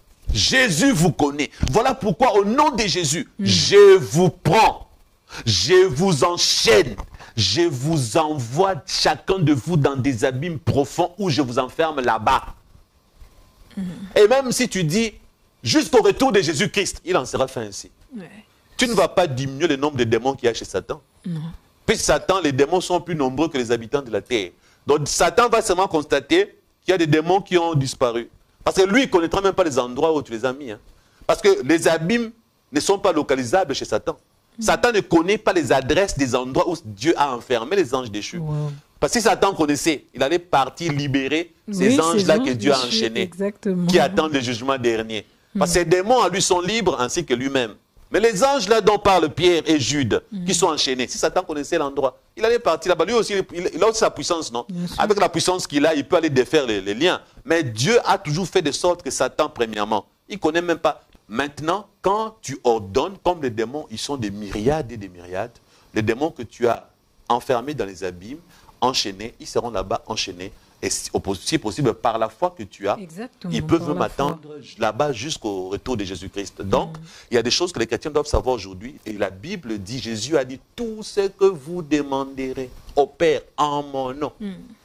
Par la foi, si nous demandons, nous obtenons. Regardez bien, dans l'Ancien Testament, il y a des miracles que Dieu a eu à réaliser pour la toute première fois et ainsi que pour la toute dernière fois dans la vie de X ou Y. Exemple. Oui. Le miracle de soleil, arrête-toi. Avec Josué. Que Josué. Qui d'autre a répété la même chose. Répété ces miracles? Personne jusqu'à nos jours. À l'époque, la science n'était même pas évoluée pour qu'on sache que ce n'est pas le soleil qui tourne autour de la terre. Parce qu'il n'a pas dit terre, arrête-toi. Il a dit soleil, arrête-toi. Et comme Dieu est un Dieu bon, Dieu n'a pas tenu compte des... Je sais, on peut dire ça comme ça. L'erreur de ne pas savoir à l'époque que c'est la terre qui tourne autour du soleil. Quand il a dit, soleil, arrête-toi, Dieu n'a pas arrêté le soleil, Dieu a arrêté la terre. Vous comprenez? Dieu a arrêté la terre, pas le soleil. Le soleil ne bouge pas, le soleil est fixe. C'est la terre qui tourne autour de la terre. Dieu a arrêté la terre. Donc Dieu, comme il est bon, même quand tu manques une virgule, tu fais... Non, Dieu ne tient pas compte. C'est Satan. Parce que la prière, ce n'est pas une incantation. Exactement. Quand on te dit, il faut commencer comme ça et finir comme ça, c'est une incantation. Parce que dans une incantation, il faut tout respecter, même la virgule. La virgule, le point et tout. Mais la prière, tu n'as pas besoin de tout respecter. Avec l'amour du Père que Dieu a, quand tu pries, il peut même corriger tes erreurs dans la prière. Et maintenant, soleil, arrête-toi, le soleil s'est arrêté. C'était la première fois qu'un tel miracle a été fait et la dernière fois. Oui. Par la foi, Josué a demandé que le soleil s'arrête. Et même la Bible dit que Élie était un homme de la même nature que nous. Et quand la Bible dit qu'il était un homme de la même nature, moi je dis à la Bible, je ne suis pas très d'accord, mais comme c'est la parole de Dieu, je suis quand même d'accord à 100% parce que c'est vrai, il était un homme de la même nature que vous et moi. Mais la Bible a précisé, c'est par la foi qu'il a ordonné qu'il n'y ait pas plu. C'est par la foi. Quand on dit de la même nature, ça veut dire ceci. comme tu es de la même nature qu'Élie, si tu as la foi, tu peux faire comme Élie. Comme Élie, c'est ça. Pas la même chose. Pas la même chose. Mais les miracles de ces types-là, de ces gens-là. Donc il y a d'autres miracles qui chôment dans le trône de Dieu. Dieu a dans son trône, sur son trône là-bas, Dieu a des miracles qui chôment, qui n'attendent que des clients. Des hommes de foi. Qui n'attendent que les hommes de foi pour que ces miracles-là soient faits, pour que ces miracles-là soient exécutés. Il y a des miracles qui chôment au trône de Dieu. Le miracle d'arrêter le soleil qui chômait à l'époque, Josué l'a utilisé. Rien que lui. Vraiment. Élie est le seul qui a ordonné à la nature, qui a empêché la condensation. On a appris ça à l'école. L'évaporation, la condensation. Toute cette science qui produit la pluie. Et ce n'est pas pendant un jour. Hein. Ce n'est pas pendant un jour. Pendant combien de temps? Vous avez oublié? 3 ans et demi. 3 ans et demi. 3 ans et demi. Regarde, tu as une fille qui n'a même pas 3 ans qui parle déjà. Donc, c'est l'âge d'un enfant qui est né, qui commence à marcher, qui part 3 ans et demi. Akab et sa femme Jézabel sont restés là, sans pluie. Et il a bien précisé, sinon à ma parole. Donc, si Élie mourait, jusqu'aujourd'hui, on n'aura plus de pluie là-bas. Parce qu'Élie est mort. Il avait dit, sinon à ma parole, mais si vous tuez Élie, avant de prononcer les retours de la pluie, Élie allait mourir et allait partir avec la pluie. Il n'allait plus jamais pleuvoir. Oui. Et s'il avait arrêté la pluie sur toute la terre, on n'aura plus de pluie. C'est là que vous n'avez jamais réalisé. Et bon, s'il avait arrêté que dans cette ville-là ou sur ce continent-là, c'est là-bas que la pluie allait cesser pour toujours. Donc, sinon à ma parole. Il n'y a qu'Élie. Et on les classe parmi les hommes de foi dans la Bible. On dit que c'est par la foi qu'il a fait ça. Donc, il y a des miracles qui chôment. Exemple, excusez-moi, s'il vous plaît.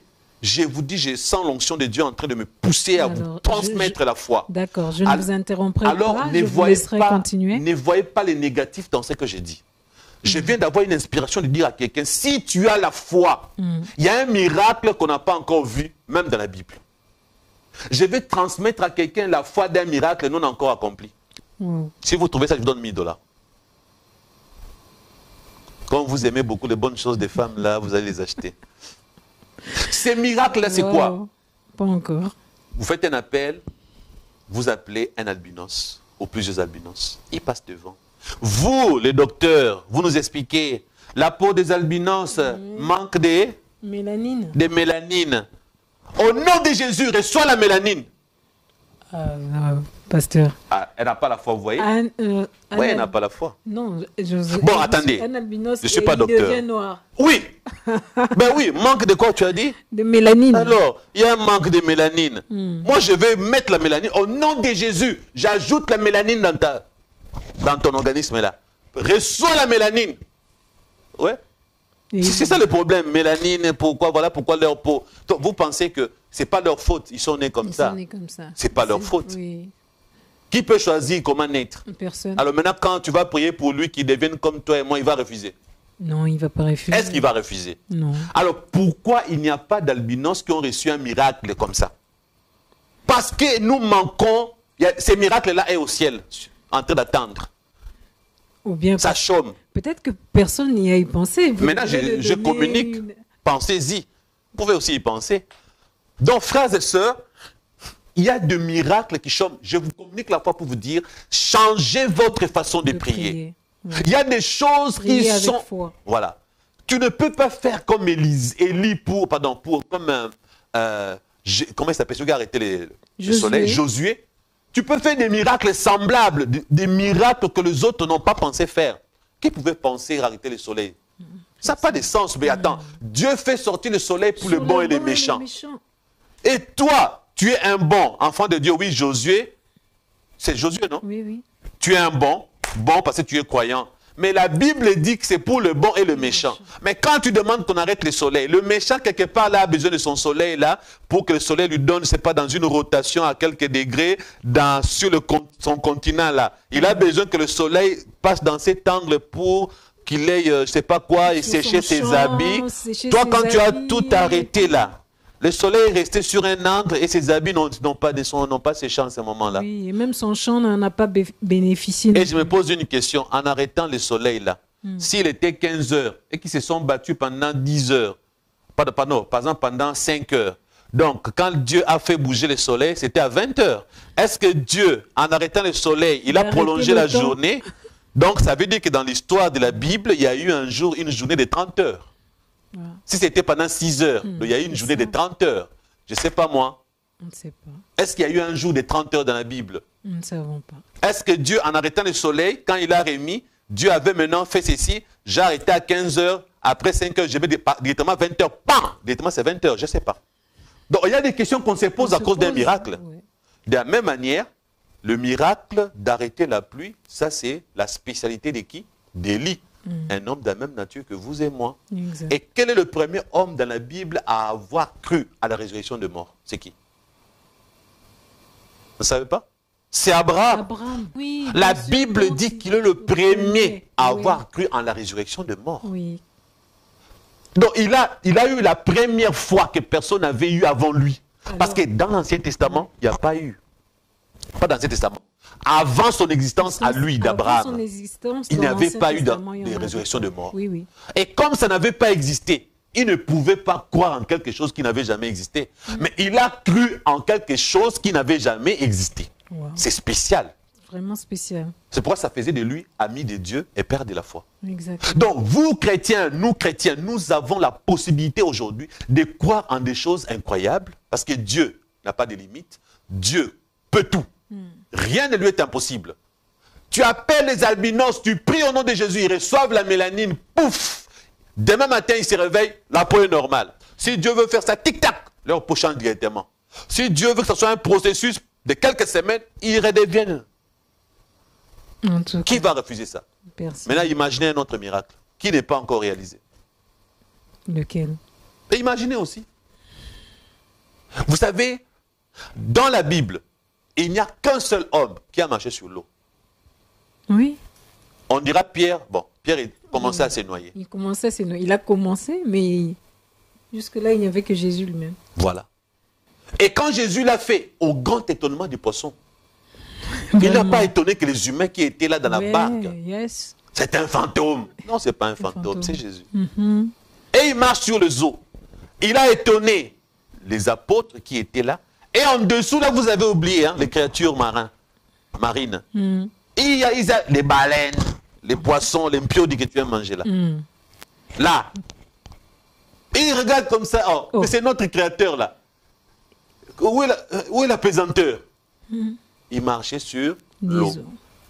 Mais il n'y a pas que Jésus. Regardez, je dis une chose. Élisée. Élisée avait reçu la double onction d'Élie. Vous vous souvenez? Oui.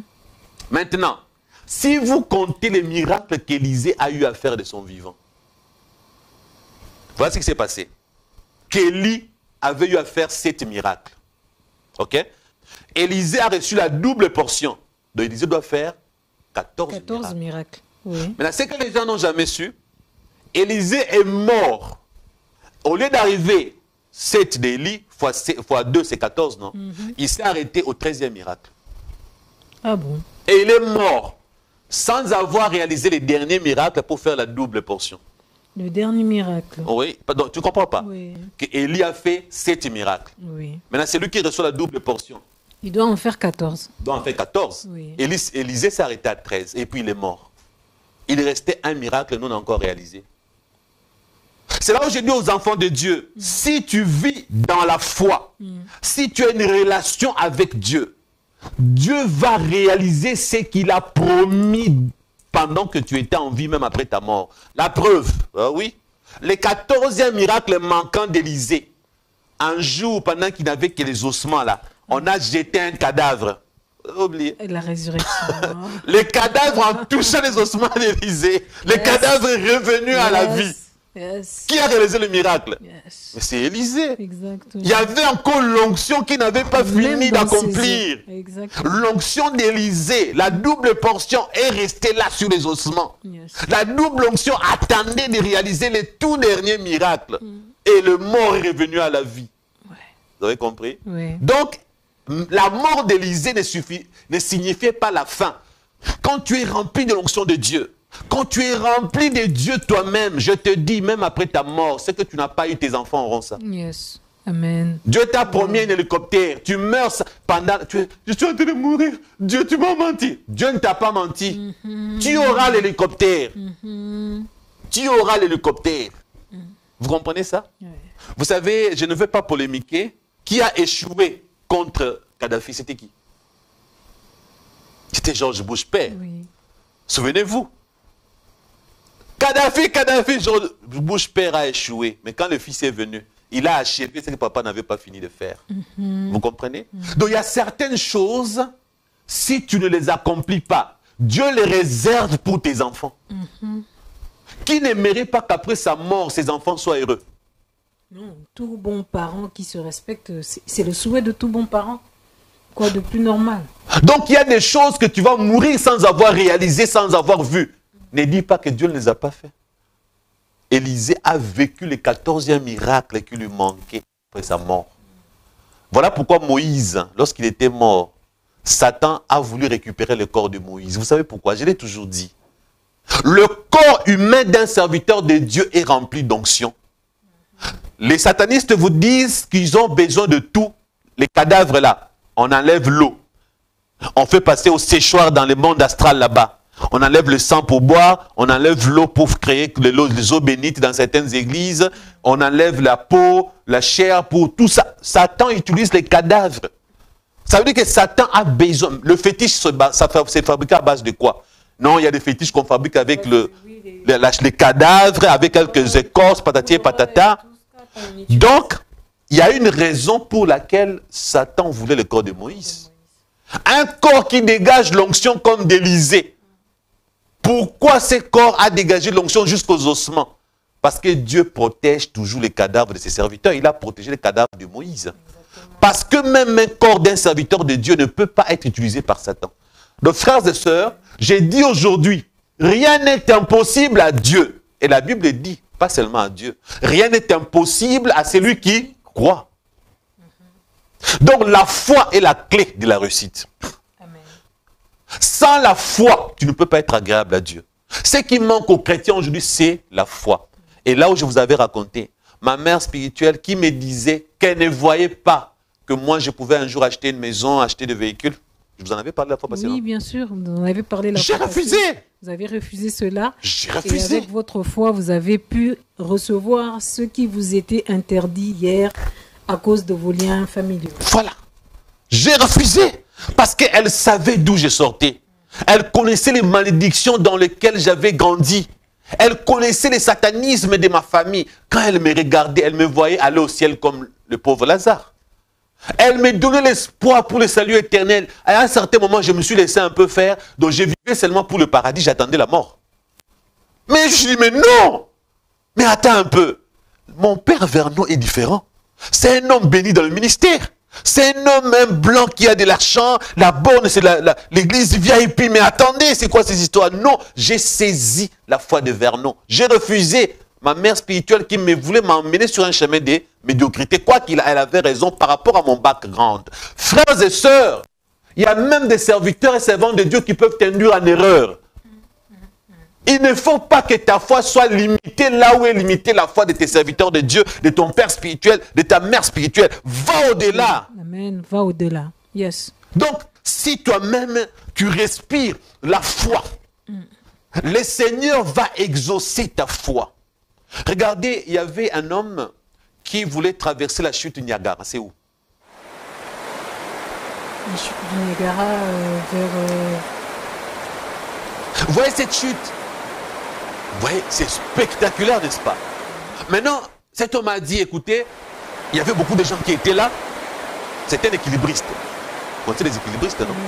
Il a pris une corde. Il a fait traverser de part et d'autre. Donc, il marchait sur la corde. D'abord, avant de partir, il dit, qui croit que je peux marcher sur cette corde en traversant cette chute? Tout le monde qui était là, non, tu vas mourir. Tu vas mourir avec les secousses, tu vois, l'eau, le bruit. Tu vas mourir, tu vas tomber là en bas. Il y avait une femme qui était là à côté, qui dit, moi je crois. Tout le monde dit, non, tu ne vas pas. Qui croit que je peux traverser? Tout le monde dit, nous ne croyons pas, laisse tomber, on ne veut pas voir ta mort. La femme qui était là, elle dit, moi je crois.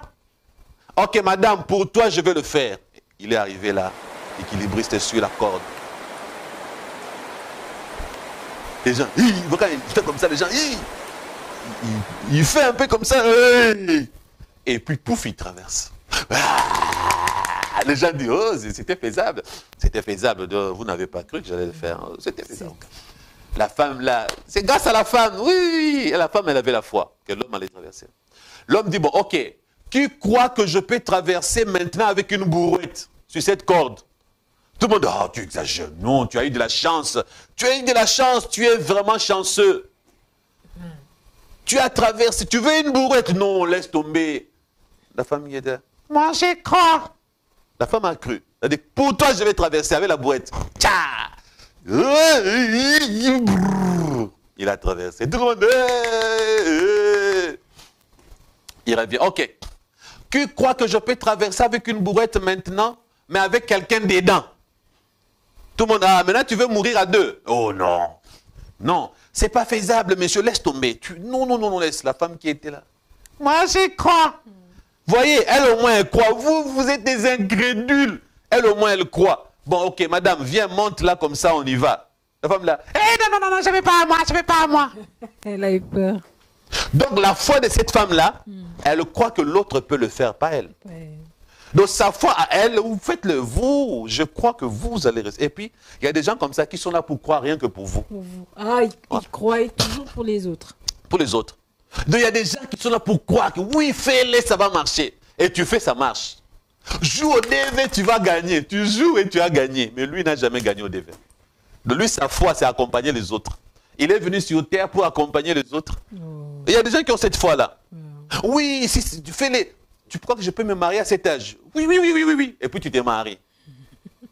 Maintenant, quand tu dis, bon, est-ce que toi aussi... Bon, vous savez, moi, je ne sais pas. Moi, vraiment, Dieu me calcule. Je ne sais pas pourquoi Dieu me fait ça. Et il n'a pas la foi. Donc, frères et sœurs, ne cherche pas à avoir la foi d'accompagnement. La foi accompagnatrice est la foi que tu vas vivre. Il y a des miracles qui chôment au trône de Dieu. Dieu a des solutions qui manquent de problèmes. Fais un échange avec Dieu. Toi, tu as des problèmes, lui, il a des solutions. Va échanger. Seigneur, j'ai des problèmes. Prends, donne-moi des solutions. Yes. Il y en a beaucoup chez lui. Rien n'est impossible à celui qui croit. Et deuxièmement, rien n'est impossible à Dieu. Amen. Ce sont les deux seules personnes pour qui rien n'est impossible. Dieu et la personne qui a la foi. C'est tout. Ouais. Vous savez, frères et sœurs, face aux problèmes familiaux, il y en a qui ne voient pas l'ampleur. Parce qu'il y a des gens qui sont bloqués à cause des liens familiaux et des démons familiers. Eux, ils ont cherché les sorciers ailleurs. Ils ont cherché les magiciens ailleurs. Je crois que non, les problèmes, ça vient de loin. C'est même pas ton père d'aujourd'hui, ta mère d'aujourd'hui, tes frères. Ça vient peut-être de quatre générations en arrière. Il y a des liens, les démons là sont dans votre famille. Il y a 4 générations, 7 générations. Vous comprenez ça? Oui, parce que... Nous avons vu ça ici. Oui. Dieu a montré ici. Telle mère, telle fille. Et d'ailleurs, Dieu, dans l'Ancien Testament, il a dit, vous ne direz plus ces proverbes en Israël. Les parents ont mangé les raisins verts et les dents des enfants en ont été agacées. Oui. Parce que ces proverbes s'est réalisé. Oui. On connaissait que quand les parents mangent les raisins verts, c'est les dents. Ça veut dire que ce n'est pas les dents des parents qui vont s'abîmer, c'est les dents des enfants qui vont s'agacer. La descendance. La descendance. Mabe salaba parents bana ba memangambo. Donc même Dieu avait reconnu dans l'Ancien Testament et Dieu maintenant promettait, bon ça va, je vais bannir ça. Pour dire quoi? Je vous amène là, la solution. Même Jésus a reconnu, oui, il y en a qui naissent à cause de péché des parents, ils naissent comme ça, mais sauf celui-ci, c'est une exception. Ma soeur, il y a des problèmes que tu as là. Même Dieu sait que c'est à cause des liens familiaux et des démons familiers. Je vous ai expliqué la fois passée, ces démons-là qui se réclament de votre famille. Il y a des femmes qui naissent des vins.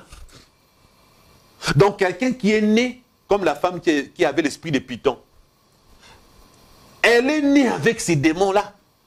Il y a des familles chez nous, en Afrique, on disait, il y a des voyantes, elles naissent voyantes. Les démons traversent. Donc, quand la maman meurt, c'est les mêmes démons-là qui descendent chez la fille. Demain, la fille meurt, descend chez ainsi de suite. Et le jour où il y a... petite fille, comme ça, de génération en génération. Mais attendez, le jour où il y aura maintenant quelqu'un qui n'aura pas d'enfant, les démons, sachant qu'il fait partie de cette famille-là, cherchera quelqu'un qui a les liens de cette famille-là. Cousine, les démons vont dire, attendez, comme elle n'a pas eu d'enfant, elle-même n'a pas eu de soeur, bon, les démons montent un peu, ah oui, je vois, il y a une tante là-bas qui a des enfants, les démons vont aller là-bas. Parce que les démons, désormais, c'est les membres de votre famille. C'est ça l'esprit familier.